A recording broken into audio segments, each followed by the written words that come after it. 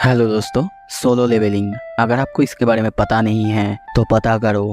अगर वो भी नहीं करना चाहते हो, अपने थोड़ा सा टाइम दो और इस वीडियो को देखो। कहानी के शुरू में हमें बताया जाता है कुछ पोर्टल्स है जो कि दूसरी दुनिया से हमें कनेक्ट करते हैं और इन्हें गेट्स कहा जाता है। इन गेट्स के अंदर डंजन्स है जहाँ पे बहुत सारे खतरनाक खतरनाक मॉन्स्टर्स रहते हैं। इसी टाइम उस इंसान के अंदर स्पेशल पावर जाग चुके हैं। वो इस डंजन के अंदर जाके इन सारे मॉन्स्टर्स को मारते हैं। इन्हें हम हंटर्स कहते हैं। इन्हीं में से मैं एक हंटर हूँ। मेरा नाम है संग जिनवू। मैं एक ई रैंक का हंटर हूँ। हंटर एसोसिएशन में जितने भी हंटर्स है, ई रैंक सबसे ज्यादा लोएस्ट है, फिर भी मैं उसमें भी सबसे ज्यादा कमजोर हूँ। मैंने कभी सोचा नहीं था मेरे साथ कभी ऐसा होगा। शुरू में हमें जिनवू को दिखाया जाता है, उसके हाथ में बहुत ज्यादा खून है। वो एक तलवार को पकड़ता है और सामने की तरफ करता है और उसको देखते हैं बहुत ज्यादा खून से लथपथ है। पूरी बॉडी से बहुत ज्यादा खून निकल चुका है और उसके सामने दिखाया जाता है बहुत बड़े बड़े मॉन्स्टर्स उसके तरफ आगे बढ़ रहे हैं। वो मॉन्स्टर उस पर हमला कर देता है। वो बस अब मरने ही वाला है। कहानी थोड़ा पास्ट में आता है। हमें शुरू से बताया जाता है, हमें जगह दिखाया जाता है सियोल, साउथ कोरिया का। शुरू में हमें दिखाया जाता है जिनहू को। वो अपने बारे में बता रहा है, कहता है मैं एक ई रैंक का हंटर हूँ। हाँ, ई रैंक वैसे नॉर्मल इंसान से थोड़ा सा ज्यादा अच्छा होता है। उनकी बिल्ड और बॉडी थोड़ा सा अच्छा होता है। इंजर्ड होने पर रिकवरी भी बहुत थोड़े से जल्दी होते हैं, पर फिर भी मैं इतना ज्यादा कमजोर हूँ, मुझे खुद को हंटर कहने में भी शर्म आता है। इसीलिए हमेशा नॉर्मल केस में भी बहुत ज्यादा जख्मी हो जाता हूँ। ये बहुत ज्यादा रिस्की है, मुझे रिस्क लेना होगा, वो भी अपनी जिंदगी का। ऐसा नहीं ये सब मैं मजे के लिए कर रहा हूँ, मुझे ये करना पड़ता है मेरी माँ के लिए, क्योंकि वो बीमार है। Hospital bills and financial support जो हमें एसोसिएशन देते हैं इसके लिए।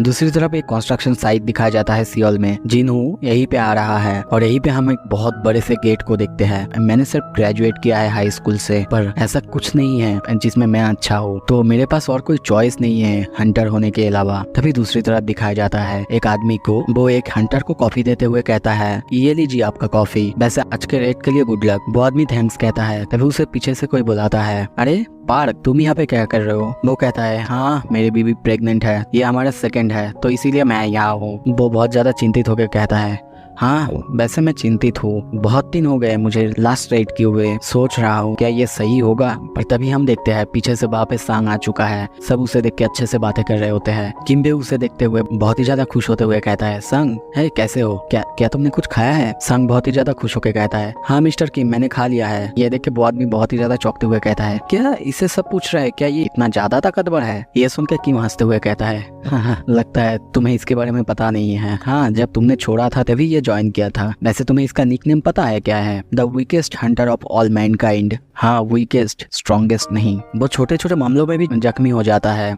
ई रैंक की गेट्स में भी। ये सुनकर वो आदमी कहता है, क्या वीकेस्ट? किम कहता है, हाँ प्रोबेबली सबसे ज्यादा वीकेस्ट। ज्यादा बातें नहीं करते हैं, वो सुन लेगा तो उसे अच्छा नहीं लगेगा। पर दूसरी तरफ हम संग को देखते हैं, वो सोचने लगता है मैंने ऑलरेडी बहुत ज्यादा सुन लिया है। फिर वो उसी आदमी के पास जाके एक कप कॉफी मांगता है, पर उसके पास कॉफी नहीं था। वो कहता है, सॉरी मिस्टर संग, सब कुछ तो खत्म हो चुका है। वो ये सुन के वो सोचने लगता है, क्या सच में मुझे एक कॉफी भी नहीं मिल सकता? वो वहाँ पे बहुत ही दुखी होके जाता है। तभी वो पीछे से एक चिल्लाने की आवाज सुनता है, जिनहू तुमने फिर से अपने आप को जख्मी कर लिया। और तभी हम देखते हैं एक लड़की को। क्या सच में तुम इस रेड में भी जा रहे हो? इस लड़की का नाम जूही होता है। तभी वो लोग एक जगह बैठ के बातें करने लगते हैं, क्या तुम हॉस्पिटलाइज भी हो गए थे? संग हाँ कहता है और कहता है, ये सिर्फ ई रैंक का डंजन था, पर पता नहीं सिर्फ मैं ही क्यों जख्मी हुआ। ये सुनकर जूही चौंकते हुए कह दिए, क्या ऐसा कैसे पॉसिबल हो सकता है? संग कहता है, वैसे बाकी सब हाई रैंकिंग के हंटर्स थे, शायद इसीलिए, और उन्होंने अपने साथ एक हीलर भी नहीं लाए थे। मैं अब ठीक हूँ। और तभी उठते हुए कहता है, अब सब गेट के अंदर जाने वाले हैं, तो चलो। दूसरी तरफ दिखाया जाता है एक आदमी को। वो सबको कहता है, हे सुनो सब, पता नहीं मुझे ये कहना चाहिए कि नहीं, पर मैं सोच रहा हूँ कि इस पार्टी का लीडर मैं बनूं, ताकि मैं सबको रास्ता दिखा सकूं। उसके बात सुन के सब खुश होते हैं और कहते हैं, हाँ तुम ही बन सकते हो, तुम हम में से सबसे ज्यादा ताकतवर हो। सब वोट करने लगते हैं और सब मान जाते हैं। सब गेट के अंदर एक एक करके जा रहे होते हैं। तभी किम संग को देख के कहता है, हे संग हमारे पीछे ही रहना, पता नहीं कब तुम खुद को जख्मी कर लो। ये सुन के संग थोड़ा सा इम्प्रेस होते हुए कहता है, हाँ, ओके। संग गेट के अंदर जाते जाते बहुत ज्यादा सीरियस होते हुए कहता है, आज मैं अपना सब कुछ लगा दूंगा।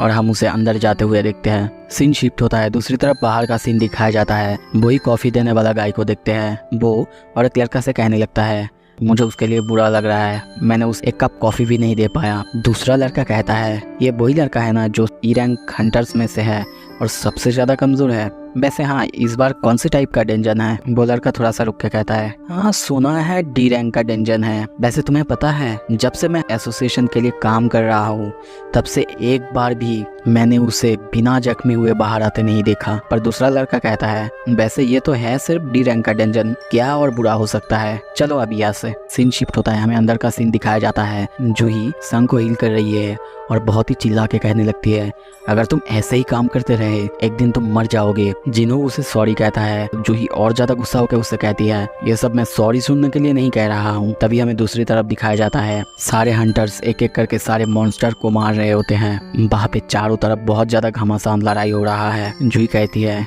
एटलीस्ट ये रेड तो खत्म होने वाला है। दूसरी तरफ संग जिन्हों सबको देखता है, सब एक दूसरे से बात कर रहे होते हैं।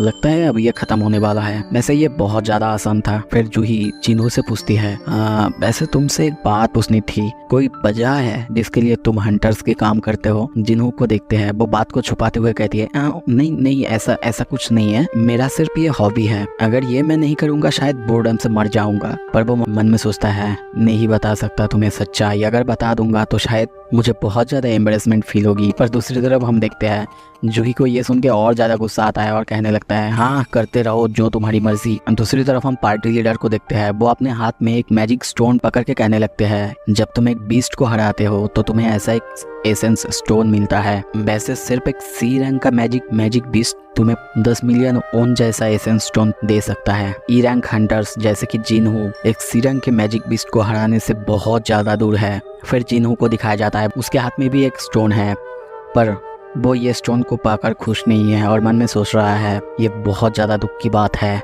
मुझे सिर्फ एक ई रैंक का स्टोन मिला है, क्या सिर्फ इतना ही रिवॉर्ड है अपनी लाइफ को खतरे में डालने का? तभी पीछे से एक आदमी चिल्ला के कहता है हे सबको यहाँ पे देखो, यहाँ पे और एक एंट्रेंस है। तभी हम देखते हैं उनके सामने बहुत बड़ी सी गुफा। ये देखते हुए उनका लीडर कहने लगता है हाँ एक डबल डंजन, तो सच में आखिर ये एग्जिस्ट करते हैं? तभी वो अपने हाथों से आग का गोला उस गुफा के अंदर छोड़ता है। सबको बुला के कहने लगता है हे सुनो सब कोई, लगता है बॉस उस गुफा के अंदर ही है और अगर हम लोग उसे नहीं मारेंगे तो ये डेंजन बंद नहीं होगा। नॉर्मली तो हमें एसोसिएशन को रिपोर्ट करना चाहिए और उनके लिए वेट करना चाहिए, पर सब एक दूसरे की तरफ देखने लगते हैं। वो कंटिन्यू करता है और कहता है बाकी हंटर्स अगर यहाँ पे आ गए वो बॉस को मार देंगे और हमारे जो प्रॉफिट्स है वो खुद ले लेंगे। सो मुझे लगता है कि हमें खुद ही आगे जाना चाहिए, वैसे ये खतरनाक हो सकता है। सो हम लोग यहाँ पे 17 लोग हैं, तो चलो पहले हम लोग वोट कर लेते हैं और वोट के बाद अगर एक बार डिसीजन ले लिया गया तो तुम ना नहीं कह सकते।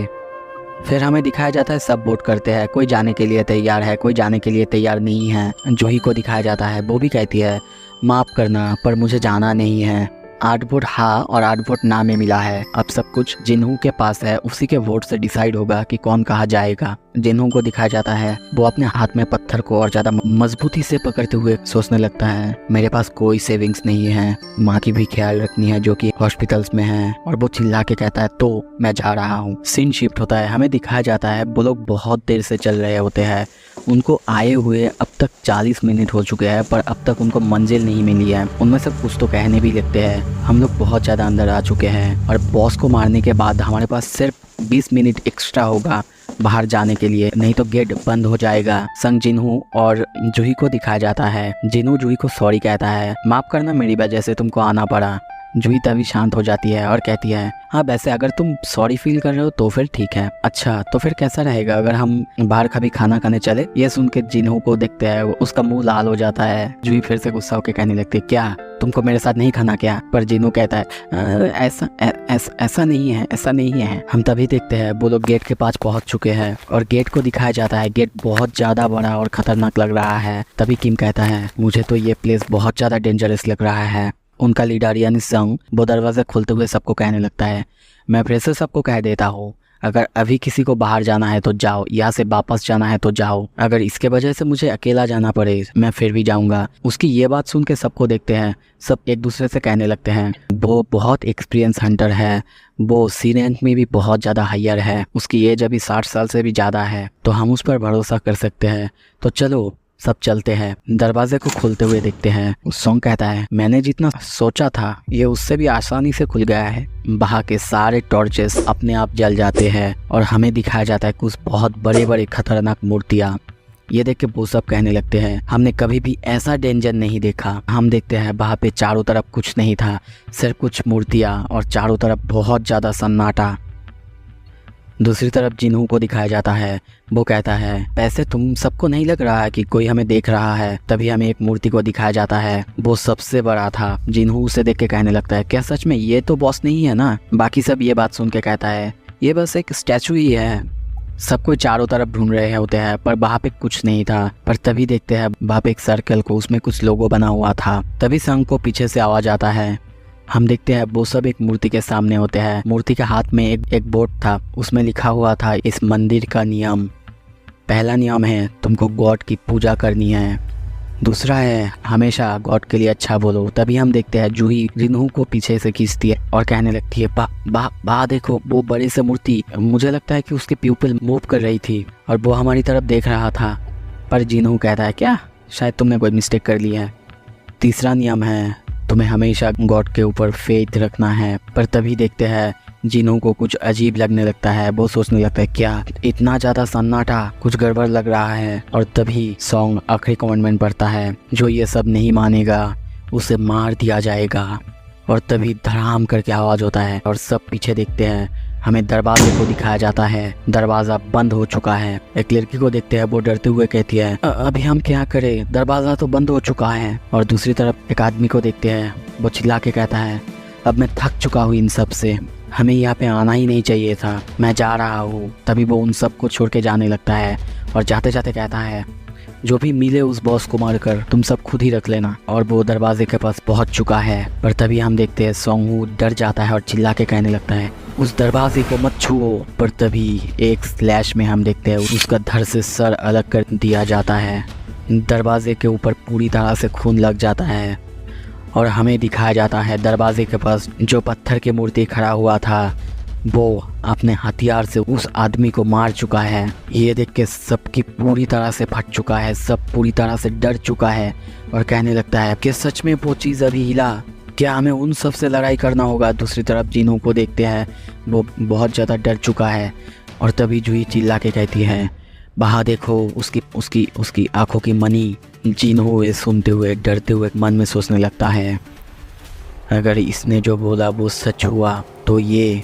और वो पीछे देखती है, मूर्ति को देखते हैं, सच में उसका आंखों की मनी मूव कर रहा था। ये देख के जिन्हू पूरी तरह से डर चुका है। इसी के साथ दोस्तों ये एपिसोड यहाँ पे ख़त्म करते हैं। थोड़ा सा लंबा हो चुका है पर चलता है, क्योंकि आगे जाकर ये बहुत ज़्यादा इंटरेस्टिंग होने वाला था। मैंने एक साथ 3 चैप्टर कंप्लीट किया है, आगे और भी लाऊंगा अगर आप लोग सपोर्ट किए। Thank you so much video देखने के लिए।